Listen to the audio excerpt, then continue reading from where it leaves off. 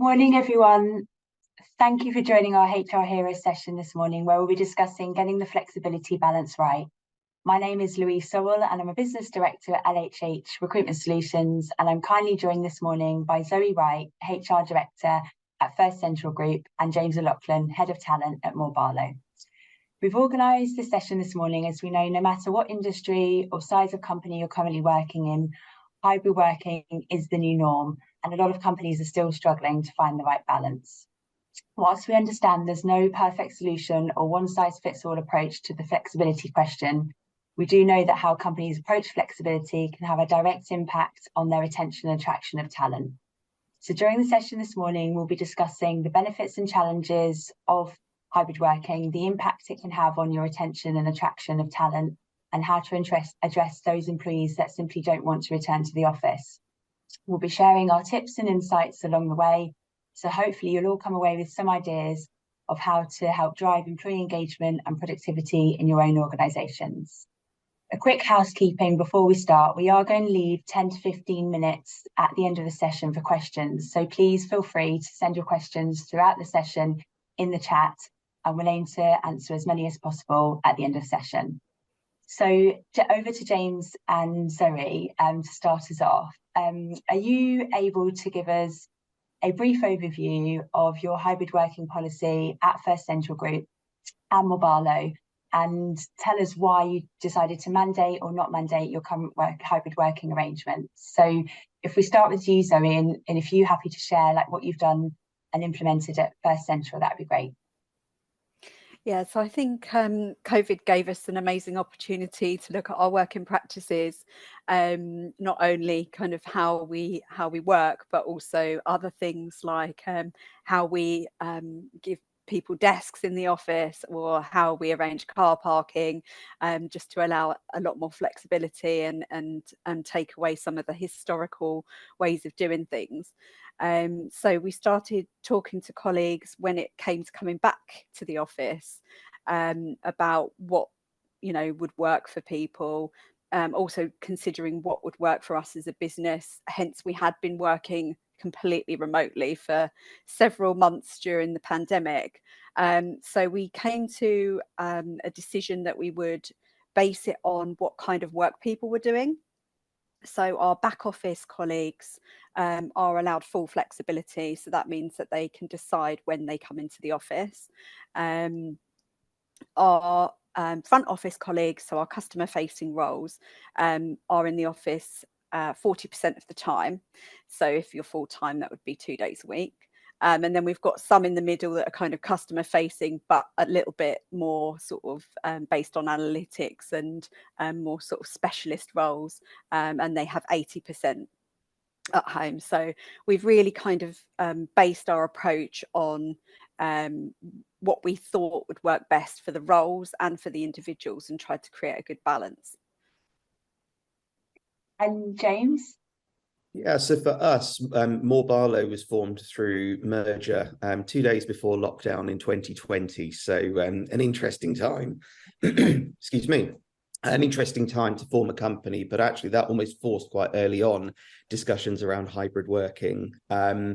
When designing the hybrid working policy, there were two things in mind, really. It was really looking at the organization's kind of purpose overall, and that is to do great things, essentially, so to help people in probably some of the most difficult times of their life, but also with the vision of being one of the best law firms to work for regionally.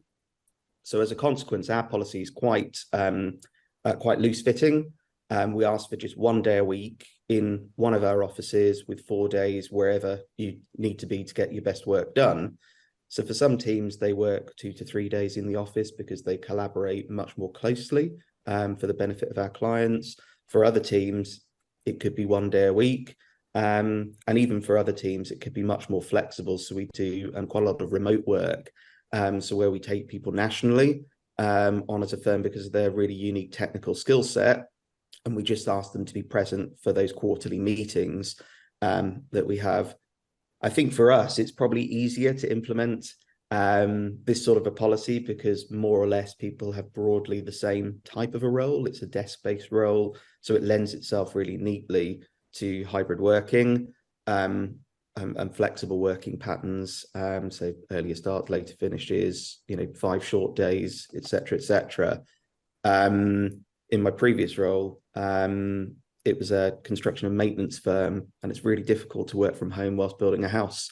So I think you have to be sort of mindful of the sort of business you are, and just make sure that when you're designing those policies, you think about everybody in the firm, including those that can't work from home, to make sure that there's sort of equity or fairness. And that was going to be my sort of next question, because I think I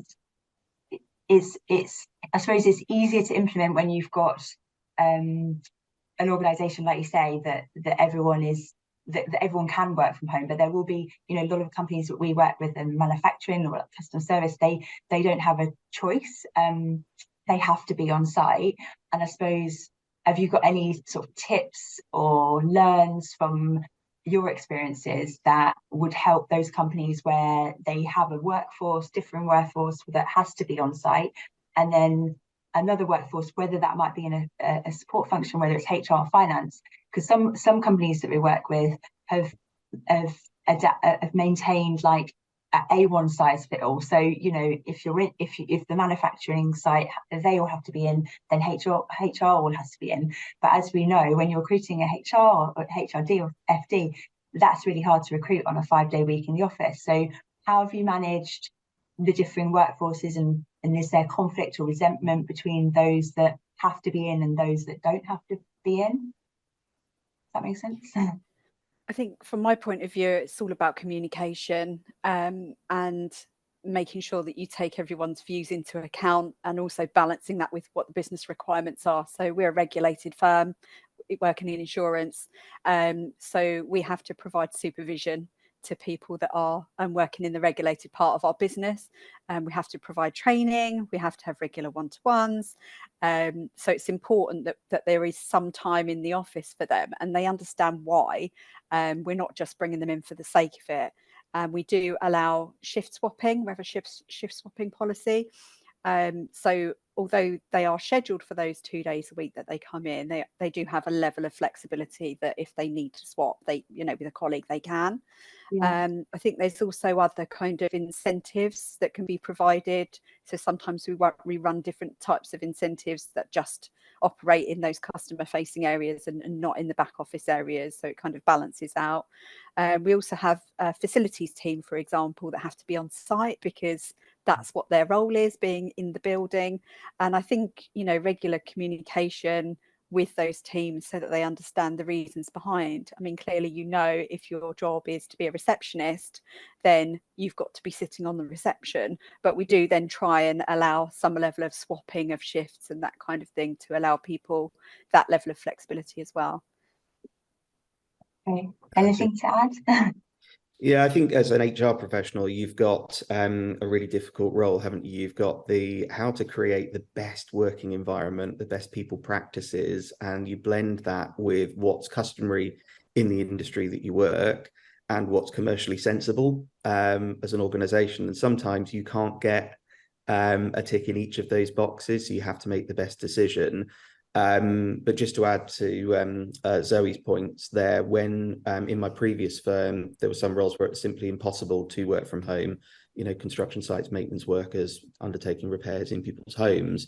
What we decided to do, again, we only really implemented a formal policy at the point of pandemic. But what we decided to do is tackle that head on. So the first thing we did was we challenged the managers of those divisions and really got under the skin of actually in what circumstances is it impossible to work from home. So we defined the roles very clearly that just simply didn't lend themselves to home working. Then what we looked at is how can we engage those employees in another way? And the message we went out to those people with was simply that we know that when we implement a working from home policy, you cannot benefit from this directly. So what we did was we looked at other things that we could do that were relatively cost effective. So we enhanced their holiday. So we said you can have some extra time out.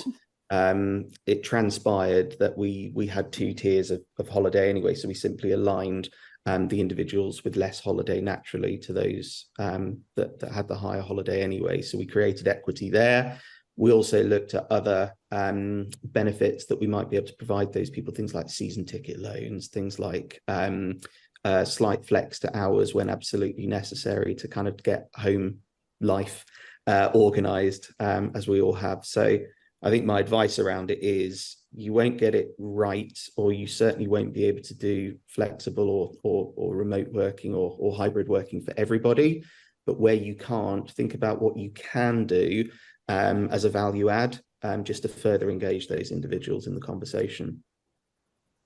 So I think the flexibility question is about being flexible with the different workforces that you've got. And I think if I can think of one particular client that we work with, and I think I suppose another question I'm just thinking live off my head is that a client that we've had in the past that we've really struggled to recruit for, that have said that HR needed to be in because their workforce was in. So how would you overcome that? Because that was their reasoning behind why we needed HR in 4 or 5 days a week, because the rest of the company were in. So is there any suggestions or thoughts or tips of how you'd deal with that when actually, and they found it really hard to attract people in? And I'm biased towards the HR because that's what I recruit, but it's the same on our finance teams as well. It's hard to recruit people in those support functions that want to be in every day. Any top tips for those organisations? I mean, from my point of view, I think it's important to look at the type of work that's being done. So, for example, if it is a HR advisor type position where they have got sort of regular interaction with colleagues or managers, then it probably is important to be in the office. And when we kind of say at least 1 day a week in those kind of roles should be, in the office, we don't mandate it, but we suggest that that's probably the best thing to do. Yeah. Other roles, such as maybe payroll or an analytical type role, actually it's probably better for that kind of role to be at home because it's quiet. We have open plan offices, everyone books a desk. You don't have your own desk, so it is quite noisy when you're in the office. So I think it's important to look at the kind of work that's being done, and then consider that in relation to, obviously, if you have got a manufacturing plant, people in the support functions probably will have to come in to be in conversations with that group of colleagues. So it is important to be more regularly in the office. But I think it's just kind of trying to create that balance so that you've got the flexibility that you can work at home sometimes, but you also come in the office as well. And maybe it's more of a 50-50 type arrangement in those kind of organisations where it is more physically based in a warehouse or an office. Or even on the days that you do have to go in, you can be flexible on start and finish. So, or you don't have to be there for the whole entire day. You could just go in for the meetings that you need to, and then it's just about being flexible, isn't it? And looking at exactly. And we always say to our colleagues to agree with their line manager what works for them. So that way it's very much agreed between the individual colleague and their line manager. So if their line manager would like them to come in 1 day a week, that's what would happen. So we haven't been strict in our policies around what you have to do. It's very much agreed locally.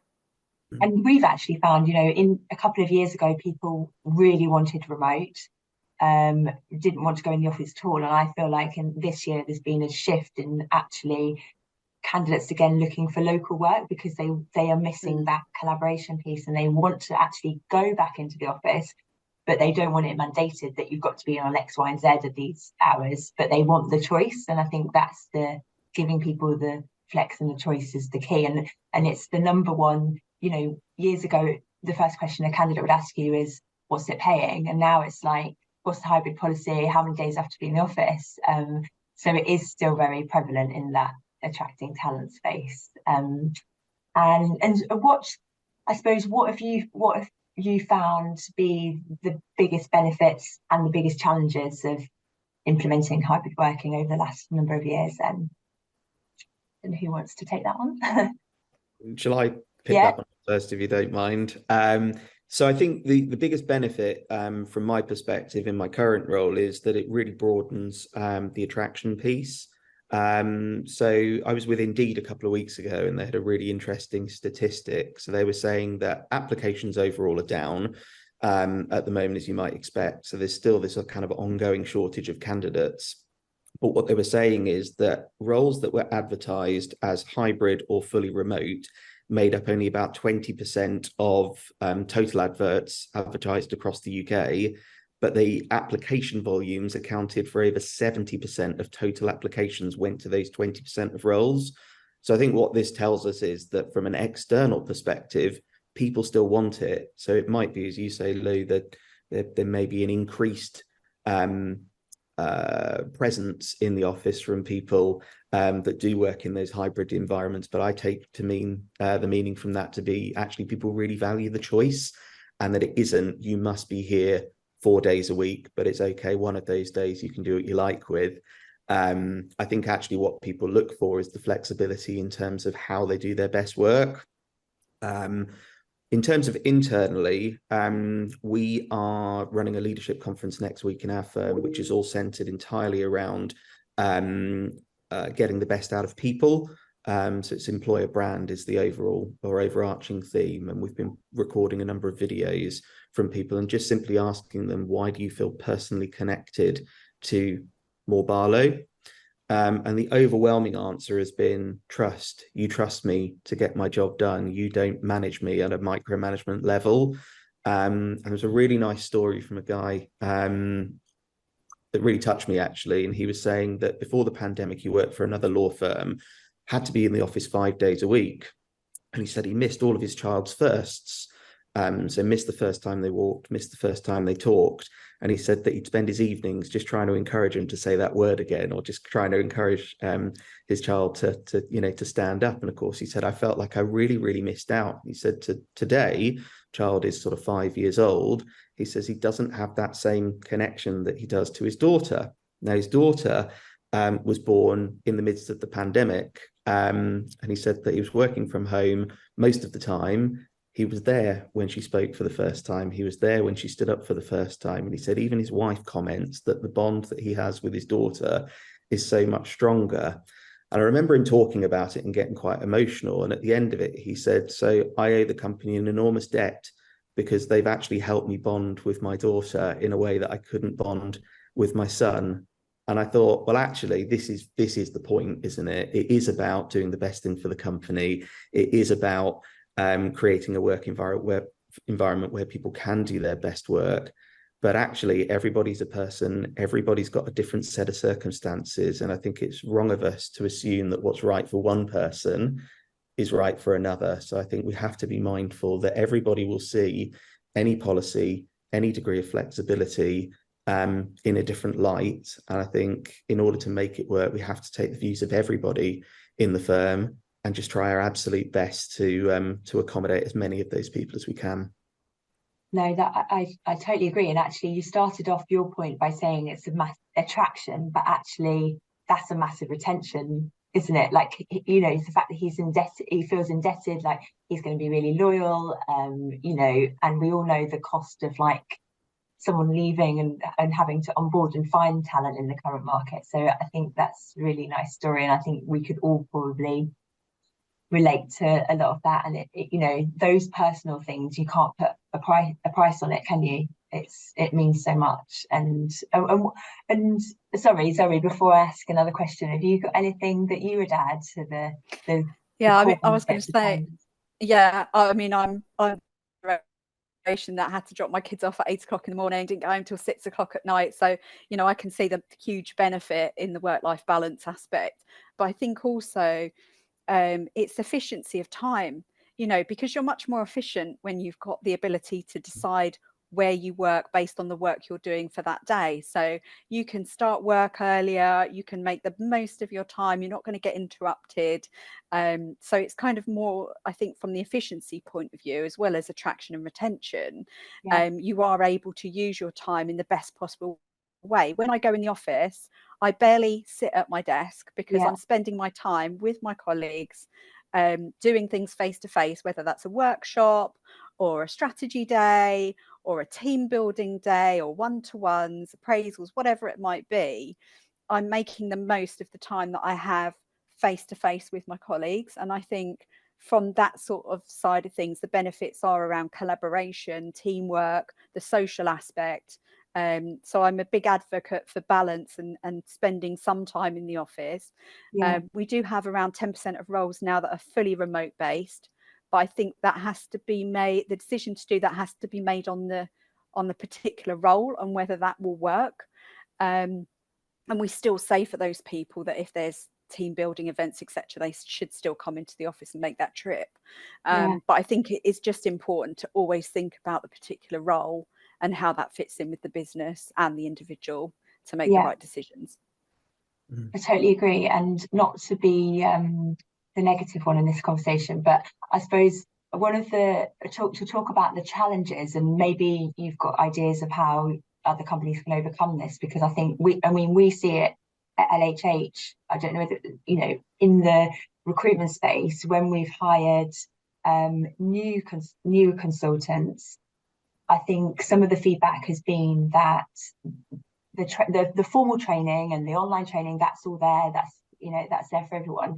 But I suppose what the newer consultants that have joined in the last couple of years have maybe missed out on is that every day in the office, hearing people on the phone, hearing people, the reactive, the less formal pieces of training that you can give. And I suppose it's really hard because you've got the senior members of the team that don't need to be in the office to learn that, but they're the ones that with the wisdom to pass on. So how do you, is there any sort of tips or learns that have you seen this in your organizations, and how have you overcome that challenge of those sort of informal training bites and passing that information on? We definitely have in terms of apprentices and graduates particularly, because where other people know what they're doing and can quite happily work from home, and we have a structured training program for our customer facing roles.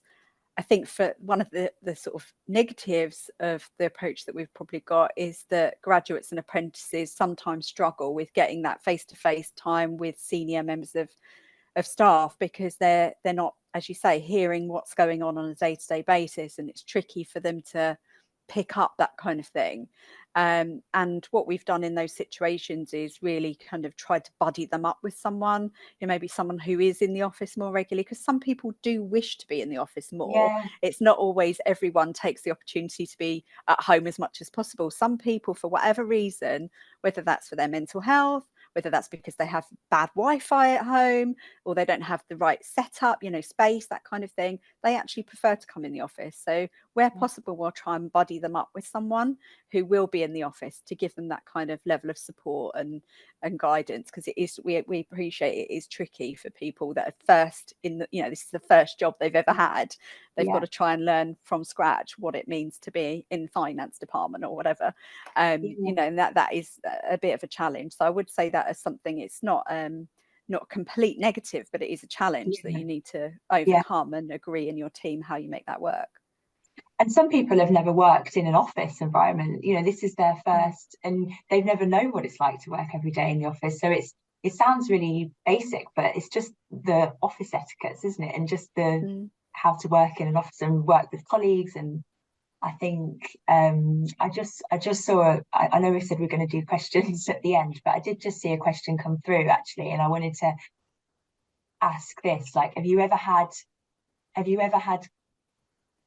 employees that literally just refuse to come back? Like, I know you don't mandate it in your companies, but, you know, are there any employees that are like, no, I don't want to come into the office at all? Whether that's, you know, some I spoke to a candidate the other day, and she had an autoimmune and efficiency, and she didn't want to come into the office for that reason. So how do you overcome, do you ever have that situation now? And then how do you overcome people not wanting to come back into the office?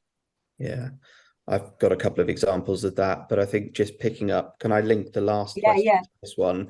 Because I think it's probably an important point around that. I think one of the challenges with implementing a hybrid working policy or a remote working policy is this: how do you get people to cross over? And I think my learn from this is that's not managed under policy, that's managed through good management. So we rolled out, or my team designed a outputs-based management training program that we invited managers to go through. It was our most highly attended, wasn't mandated, was our most highly attended, and it was moving the mindset from input focused, I've sent you this email, why haven't you responded to that email, to output focused, so looking at the round. So what are the objectives we've set for this quarter, this period? Have you met those objectives? And so it doesn't work in every role, but that's the general principle of it. And we found that by doing that, what actually happened was managers took the initiative to arrange common days that people could come in and cross over, not just with their own team, but with wider teams that they connected with. So what we were finding is that you'd have people in, say, buying coming in on the same days that were coming from the surveying team as the estimating teams, because actually those are the teams that work most closely together. So I think the question that people often ask is around how do you encourage people to come in and work with their own team? My challenge to that is how do you actually get them to come in to connect with the wider business that they work with? And I think once they start seeing value from those conversations, it becomes much, much easier to then start talking about well, I have moved away. It's now over an hour for me to get to the office, or, the autoimmune point that you made, Lou, I think is potentially slightly different, because I think we'd have to look at kind of protected characteristics, the needs of the individual, suitable adjustments in that scenario. But I do think that if you can't find a way of them meeting face to face in the office, is there a way of having a quarterly team to get together offsite, outside? As an example, I think there's lots of ways you can work around that. To answer the actual question you asked, we've got a couple of people that we've been working with over the last 6 months who started the conversation from the point of absolutely not, I'm quite happy working from home. And I think you can tackle it one of two ways. You can either take the actually your contract is an on-site contract route.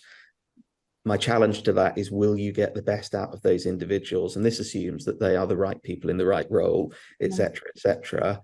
So we decided not to tackle it that way, and we decided to tackle it from a different point of view, to sort of demonstrate that by meeting up with the wider groups, the wider teams, there was bigger benefit for all other areas of the business. And we started off slow. We just said, well, look, actually what we're looking for is once a month. That's the minimum expectation. And we engineered meetings whereby people would cross over, would bump into each other, and there would be genuine benefit. Those individuals, over a period of about 6 months, we took them on this journey, and actually are now up to 2 days a week in the office. We only asked for one. So, but by their choice, they're coming in twice a week. So you can do it. It depends on the culture in your organization, but what I would say is make sure the benefit is clearly seen by the individual you're trying to encourage back into the office, as opposed to it being instructional, because I think that never ends well. Yeah, no, I totally agree. And we've obviously, well, I say recent, it was last year, become part of the One LHH group, and a big part of that is collaborating, like you say, with people that are not necessarily in your own team. And I think, again, we started off with monthly collaboration calls, but like we all probably agree, like the best collaboration really is like you don't get to know a person as well as if you were in person. And I think we then started to put in sort of face-to-face meetings, and then it's kind of like you want the sale of the benefits to come from all of the colleagues rather than top down. And I think as soon as people start seeing the benefits of collaborating and people start talking, and it's kind of like creating that FOMO, isn't it, of like, well, I didn't go, so I haven't been involved in that. Then people start to then want to be involved in it, and then it's a spiral effect from there. So I totally agree. And I think it's the same with us, with like meeting candidates and clients. We stopped doing that for a number of years, and now you can't, the best relationships I've got are people that I've met very, a lot in person over a number of years. And I think most people would agree that they actually enjoy that human interaction. And like you say, the ones that can't for whatever reason, then that's for the employers to take up on a case by case example, isn't it? But I suppose my last question in this sort of section is about sort of, do you think, because I read something the other day and it was about creating equitable opportunities. So, for example, if I never came into the office and you were always in the office and our boss was always in the office, do you think that you would have a better chance of career opportunities than myself, for example? And again, do you think that's a factor in hybrid working? And do you think that it does affect people's career opportunities if, you know, you've got some people that are maybe remote or 1 day a week and others that are 4 days a week? I know it's probably not a 5-minute answer, but what are your thoughts on that? I think from a cultural point of view, it really depends on how your business works. So we have a number of different sites. So we're kind of spread anyway. So we have a big office in Manchester, one in Haywards Heath, also got offices in Gibraltar and Guernsey. So we're kind of, people are in different places anyway. So they're not all going to be in the same room. So there's always going to be an element of, right, some might be in the room and some might be virtual in any case, whatever sort of meetings it is, even if it's sort of leadership meetings or things like that. So I think that's very much based on culture. And because we do have a sort of true hybrid working model, I don't feel from our organisation's point of view, it does affect progression, you know, how often you're in the office. But equally, I do think people need to be visible.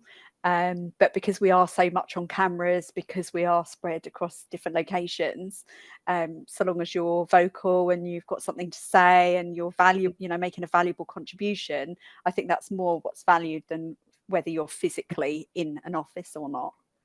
Totally, because actually on the plus side of the Teams and the Zooms is that I've had more interaction with people that I wouldn't necessarily have as much interaction with if I had to go into London every day or every week. So there's, it's a balancing act as well, isn't it? Yeah, definitely.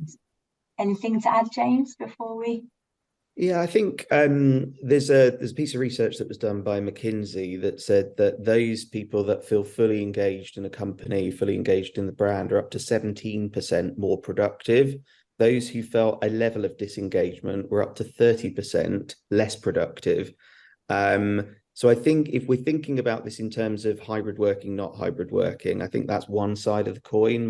What I would look at in the bigger piece is around how do you get the best productivity from people and what environment best suits that. If it happens to be hybrid working, your next part of the argument is how do I make sure I've got a leadership team, a management team that are best equipped to then extract that performance from those individuals and continually drive that engagement and therefore productivity.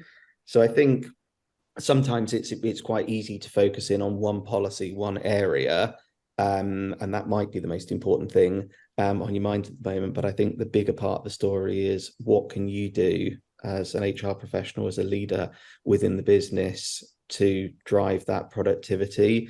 And I think if you start the discussion with that and hybrid working is an output, you'll be in a really great place.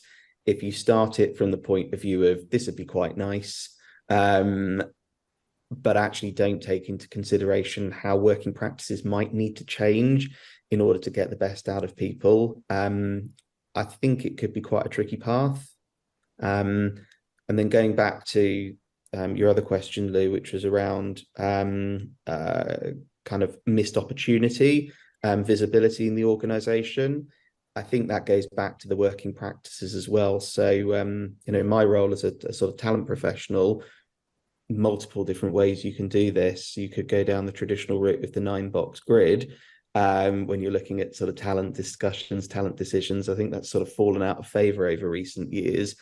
My view is that in a modern kind of workplace with hybrid working, it's really difficult if you're not seeing the day-to-day performance to rely on just one point of view being the immediate manager. What we try to encourage is almost that 360 feedback. So we take client feedback into consideration. We ask peers for their feedback on the individual, where they've helped them most. What do they get from the individual in terms of value add, as well as the manager's decision when we're making promotion or uplift decisions. And I think what we found by doing that, you get a much more rounded picture rather than the fairly one-sided kind of halo and horns almost I see John every day, he's my number one individual. Actually, we try and make it a lot more objective, and we say, well, actually, who has the best performance, who demonstrates the best potential, who gains the greatest feedback, and why is that? And we take all of that into consideration when making decisions about future progression.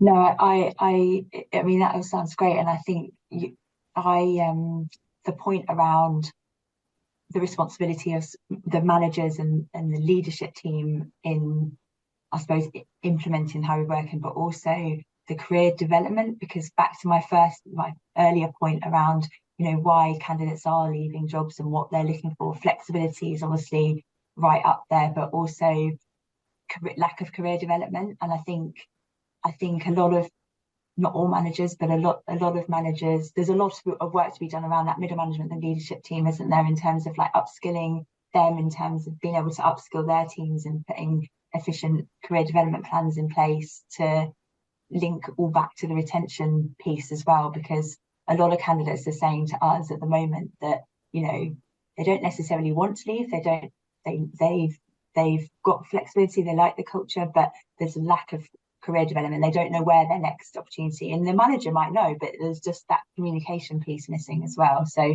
I think that's a really important point. And time is flying by. So so I think I know the answer to this, but in terms of your current hybrid policies in your own organizations, do you think they allow you to attract the talent you want? And if so, why? And if not, what would you do to change it? Yeah, I can kick off with that one. So I think our policy does allow us to get maximum traction in the market, because we do look at every role and consider how flexible it can be. So we will look at the position and say, could this be fully remote, or is it a role that sort of needs to be at least in the office a couple of days a week, and where does it sit in that spectrum? We do have, like I said before, about 10% of colleagues that are now based 100% from home. They are fully on remote based contracts, and the kind of guide rail that we put on that was 60 miles. So if they live 60 miles away from the office, but they are the talent that we want in the business, and the role suits to be fully remote, then we will recruit them based on a fully remote home-based contract. So I saw a question that popped up earlier around contracts and whether or not we've changed anything. So we haven't changed majority of people's contracts. So majority of colleagues still have an office-based contract, and they do live within that 60 miles commutable distance to the office. And then it's just left to them and their manager to agree based on our policy around flexible working, how they work and where they work. But I should say we do have this element now, about 10% of the organisation that is fully remote. And I think that has allowed us to attract talent that we wouldn't have been able to attract if we didn't have that policy in place. Specifically, I think for very technical roles, like maybe solutions architects or underwriting, something very technical, that there just isn't a huge talent pool out there for us to attract the best talent. We need to have that policy. So I think it's very much, I would recommend the approach would be very much based on what you need in your business to attract the best talent, and how flexible can you be with that particular role to get that talent into the organisation. Yeah, definitely. I would agree with all of that. I think yes is the short answer for us as well. It does allow us to attract different people. And I think if we think about that statistic I shared from Indeed, only if 70% of total applications traffic goes to the 20% of roles that specifically mention remote or hybrid working, I think we have to assume that if we're not in that camp, we're actually only reaching 30% of the market. And for me, that's a really stark statistic. So we quote this quite often. We talk about this as a firm really often. Risk and best practice is an area. So anti-money laundering, know your customer, that side of things is quite a big area for us as a law firm, as you probably expect. That team is almost entirely remote based now. So we've got people in Manchester and Birmingham. We don't have offices there. They come down about once a quarter to one of our offices. We rotate which one, so Southampton, Richmond, Guildford, London City, depending on what we decide to do that month, and it allows that team to keep in touch. We've got some brilliant people in that team, and we would never have been able to attract the caliber. So I think it has to work for the team. But actually, I think if you are really open to the sorts of individuals you can find by broadening the geography, I think it allows you to attract some great people. And I spotted a question earlier around condensed working hours, kind of job share flavor.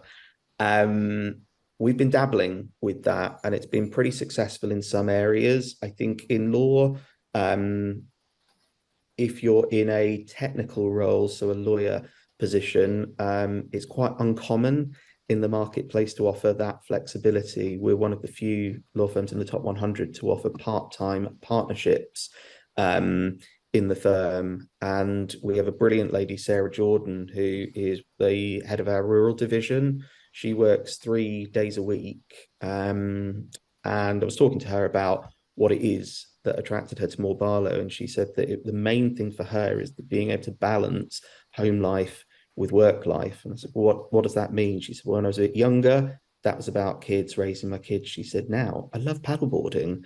And it just made me chuckle, because I thought, work can be quite serious a lot of the time. And I really enjoyed the fact that she'd taken a kind of personal view that working at the firm was brilliant, because we've got the quality of work, we've got the right client base to allow her to do things that are kind of intellectually stimulating. But outside of work, she treats that equally as important. And we benefit hugely from having Sarah in the team. She's a superb leader. If we could have her 5 days, would we? I think we probably would.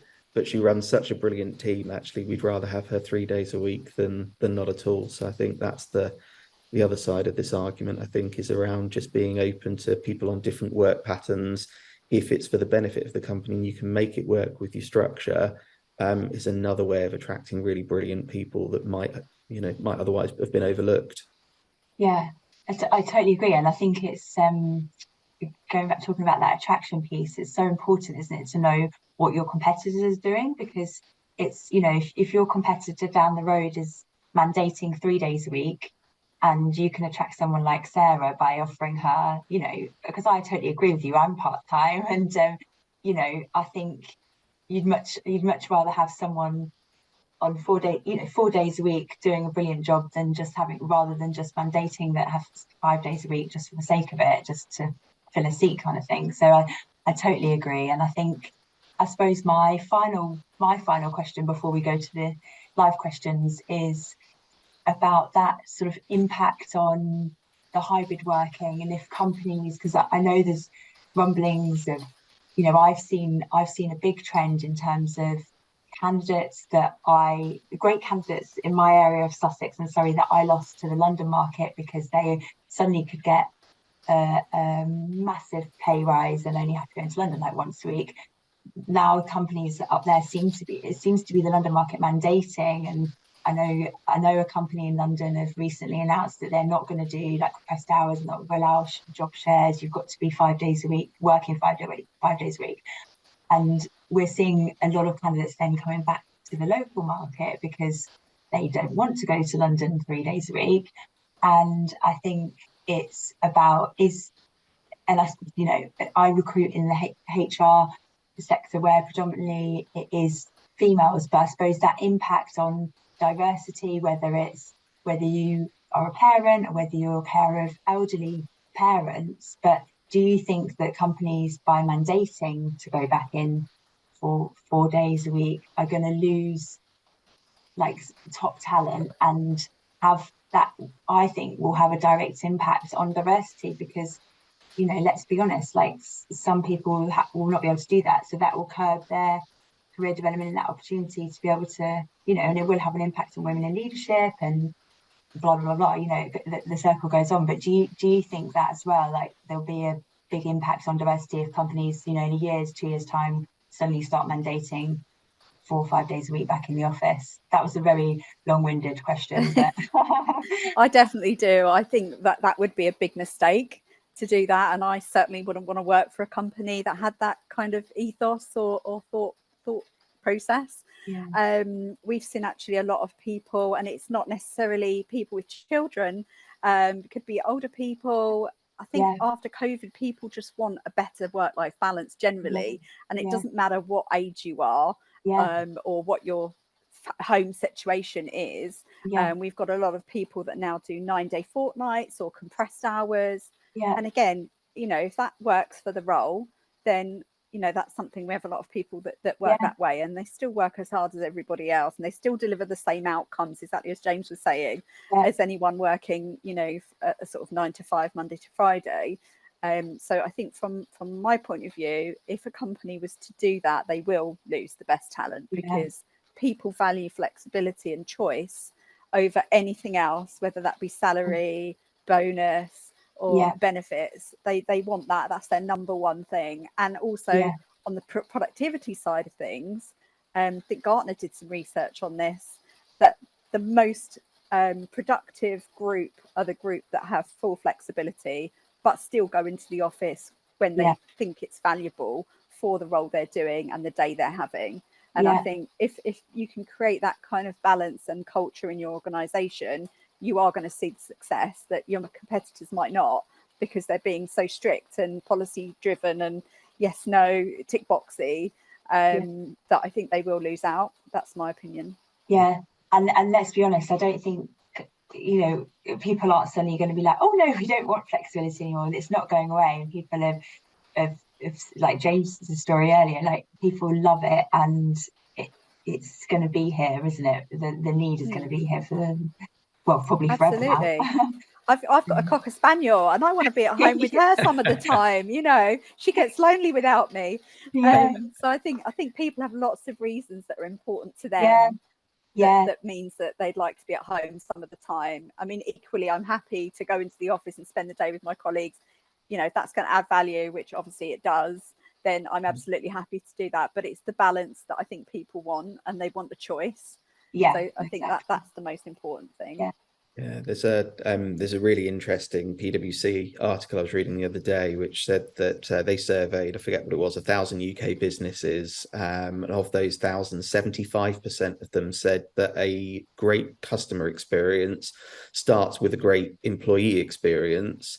But of those, only 15% believed that their employee experience was as good as their customer experience. And the way I looked at that, I sort of likened it to, imagine Netflix decided that if they took the same approach with people as they did with their streaming content, and they decided to change the policy for customers and said, well, you can no longer stream content online. What you've got to do is you've got to jump in the car, you've got to drive to a central location, you've got a queue, you can then take your video, going back to the old Blockbuster video days, the absolute mutiny amongst the clients. And you think, well, actually, if we transpose that into the hybrid working policy and just said, look, I know for the last couple of years, because of COVID, we've let you work from home, but now you've got to jump in the car, or you've got to get on the train, you've got to spend an hour commuting to the location, and actually there was no upside, there was no benefit, there would be mutiny. So I think, I'd sort of challenge people to look at their customer experience in the same way as you look at your employee experience, and vice versa,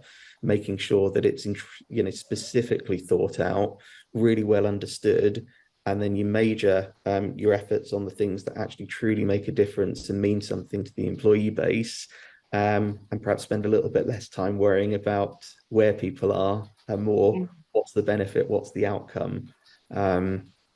That's my 2 cents on that. No, thank you both. I'm just we've got 10 minutes left, Anastasia. Have you got any?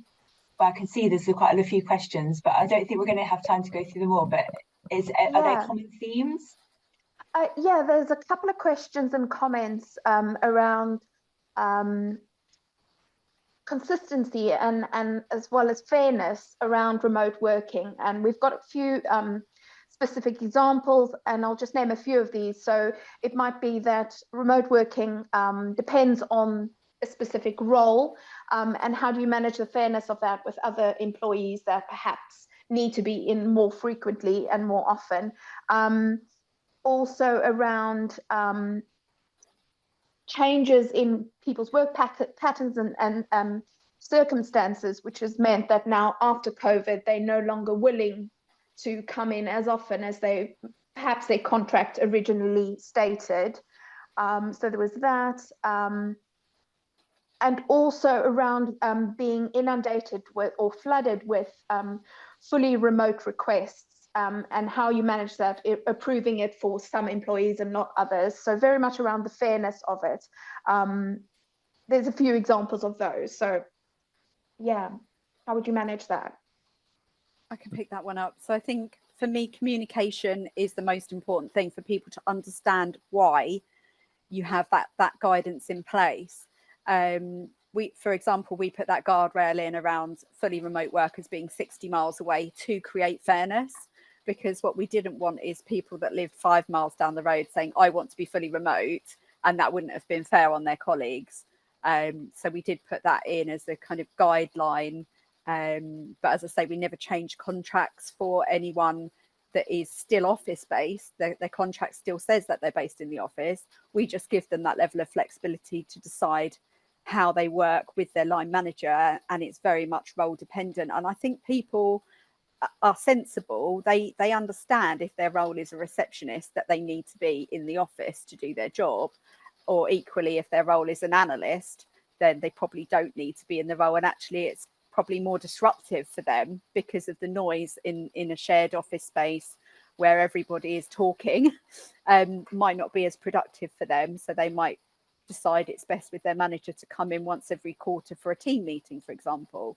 So I think it is very much deciding based on the needs of the company and the needs of the employee and balancing those. Yeah, I would say just on the back of that, totally agree with all of the above. The phrase that I use is do it with them, not to them. And I think if you've got that mindset, you will encourage you to have the right quality of conversation with the right people, and certainly equipping managers to have the conversations with their team with that mindset will allow them to frame the conversation much more positively. I've just seen a question which is quite interesting, because so it's about, do you have managers in your companies that are maybe more old school and don't whilst you're saying your companies as a whole are very flexible and they've got great well-being or flexible working policies, but do you have pockets of the business where managers maybe don't, they're in every day, so they want their team in every day? And if so, how do you overcome and get those managers on board to be able to attract the right people? I think peer pressure. I think peer pressure from their colleagues, because there is, I think, especially at the beginning of the coming back after the pandemic, there was individuals who were a bit more sort of set in their ways. Everyone must come in the office, otherwise how are they going to be productive? But I think that the pressure of their peers and actually probably the level of flexibility they'd like for themselves has maybe driven that forward. And from a cultural kind of way of working perspective, I think where we have had the odd individual that's a bit less flexible than others, they've had challenge from their colleagues and from HR and from employees, and they've kind of slowly come on the journey with us, and it feels like a much more flexible culture than it did before COVID. I think we just have the guiding principle of allowing people to do their best work. And the question we always ask those individuals that say, I need them sat next to me 5 days a week because I use paper and I've got an in-tray, we say, is that the way your employee best works? Is that the way to encourage their best output, their best productivity?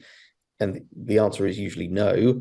And then there's a discussion to be had. But I think if you look at it, our goal is to be the best regional law firm to work for. We cannot get there unless everybody has the same degree of care and flexibility with their teams. It's as simple as that. There was another question about one of the big concerns of senior leaders is how we are going to grow younger generations if nobody comes to the office at the same time. What's your view on this? Yeah, I think kind of as I mentioned before, it really, if you have got someone in your team who is on that journey, apprenticeship or graduate or new to work, then I think the team takes responsibility for that. And you know, you'll agree between you how you're going to support that individual with the manager, so that they do get the support in the office when they need it. So we very much, you know, it's done on individual requirements, and we wouldn't want someone to feel that they were drowning and they didn't have the right support and training. Equally, you can do a lot of training virtually. You know, you get on Teams and you work together, and you can still have a collaborative session virtually. It doesn't necessarily have to be face to face, but we do try and do that as much as possible for people in those developing early career type roles. We set up, so this year was the first year that we had an intake from people that were almost entirely educated in COVID through the university degree, and we found that people lost a lot of confidence in that time in terms of being able to work face to face with other people. So the default would be I'll do a Teams call, or more likely I'll send an email. So we've set up steering groups, and we've deliberately invited people from the new intake to be part of those steering groups to almost get them practicing communicating in front of larger groups of people. Really early days. The intake's only really been with us for sort of 6-8 weeks, but I think it was very interesting seeing the sort of progress over the first couple of meetings, with people sort of very timid, very quiet, and being actively encouraged to come out of their shell. So I think if you've got opportunities, even if it's not in their immediate teams, to cross over and share knowledge, be part of bigger forums, bigger events, I think it's quite a good way of developing those kind of soft skills for people that perhaps have lived in a pretty much virtual world for the last few years. Anything else, Anastasia? Yeah, we've got quite a few specific questions. So one of these is, other than swapping shifts, are there any other suggestions for teams that have to be in? Yeah.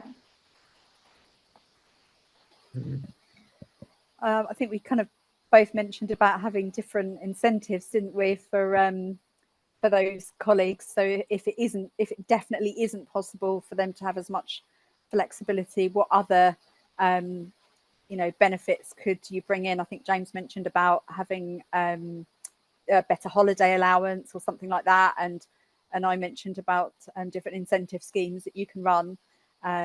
So I think if you can look at different options that might be attractive to those groups without disengaging other groups, so that there's a bit of kind of give and take on both sides, then I think that always goes down well.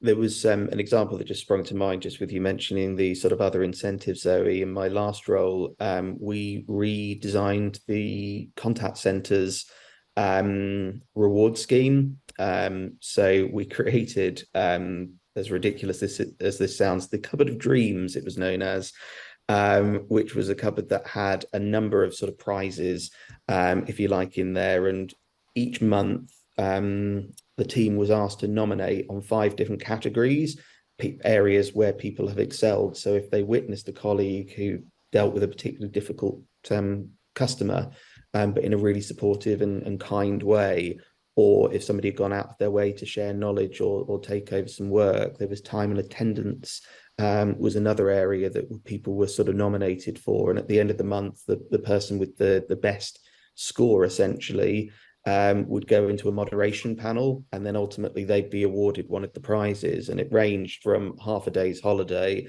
through to things like a bottle of champagne or a box of chocolates or other things like that. It was all stuff with a really low value. But what we found is, to our surprise, sickness went down dramatically during that time. The sort of arguments and discussions around, I don't want to be in the contact centre, I'd rather work from home, sort of diminished as well, because there was this element of there's something in it for me. So I think there's lots of things you can do. It's a relatively silly example there, but it worked for the demographic and the individuals that we had, usually first jobbers, who actually found it a really good, fun way of engaging with the firm. I'm afraid we're going to have to leave the questions there, but what I would say is that I think we're all happy for people to connect with us on LinkedIn, follow up if there's any specific questions that we haven't answered and you want to direct them to myself, Zoe or James. And just want to say thank you everyone for joining. Massive thanks to Zoe and James for their insights today, and I hope you all enjoy the rest of your day.